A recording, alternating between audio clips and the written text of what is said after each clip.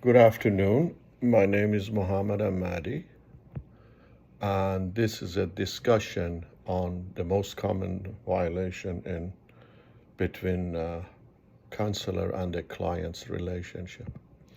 What I found that the most common violation is breaking the boundaries and having dual relationships between the counselor and the client. That in some ways benefits the counselor, that even makes it more jarring and more important. And of course, one of the common phenomenons is in counseling is transference and countertransference. That's the relationship that happens between the counselor and the client because of the close proximity and the duration of the time that they have together, and also because there's a sense of authority on the part of the counselor. And the counselor should make the client aware of it and be careful with consequences of that and be able to deal with it. In the cases that I looked, there's a case by Eastern Michigan University lawsuit. This is a lawsuit that a practicum student referred rather than counsel a homosexual client. And the only reason that the counselor refused to do her job was because the client was homosexual, no other reasons. After the process, after the due process, the student was dismissed from the counseling program after he tried to refer the client. They dismissed him from the counseling program, and what he did then, he sued the University of Michigan counseling faculty and officials, alleging violation of her First and 14th Amendment. To practice her religious belief and to have independent on that. The judge ruled against the student and for University of Michigan counseling program.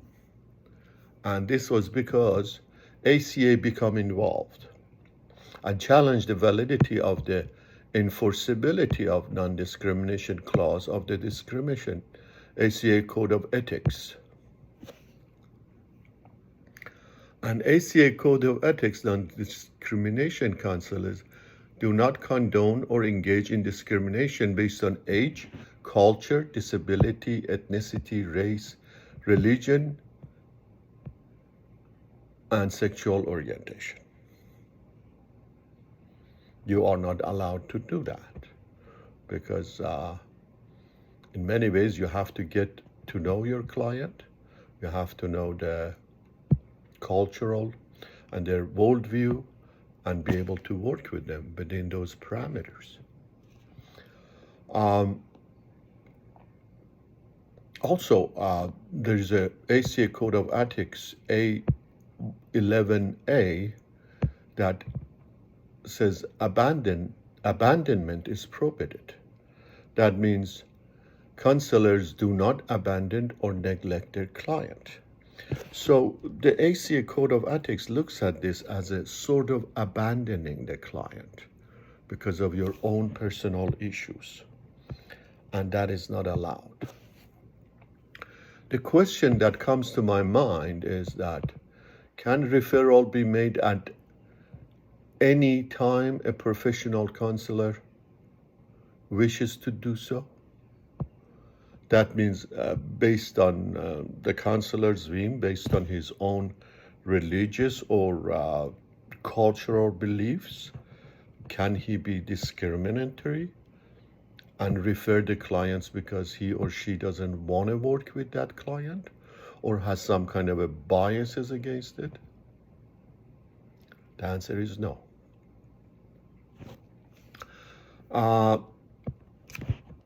We also want to look at the code of ethics about impairment in general in Connecticut. That was one of the questions that was asked.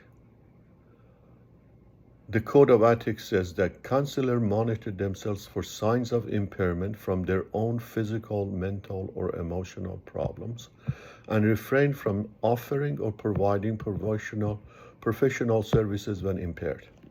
There's a whole chapters on self-care and how the counselor has to be aware of where his mental status is and if there is any problem that he suffers from. And that's the reason that usually counselors have their own therapist that they go to. And in case that he sees any signs that he should be able to refrain from helping a client because he's not in a situation that can do that. And the code of ethics is also very similar in Connecticut. I mean, this is kind of a general idea with that. So in conclusion, what I have come up with is that the most egregious, the most common problem with violations of counseling laws is when the counselors break the boundaries to the relationship and become more than a counselor to their clients. And that is possible because, again, all of us when we start this profession, we say, well, I would never be able to do that. I cannot do that. I will not do that. But again, we are human beings, and there's always that possibility that impulses get over us. So that's the reason, one of the most important reasons, that counselors are always warned to be aware of their mental status and aware of what's going on in the counseling room. Thank you very much.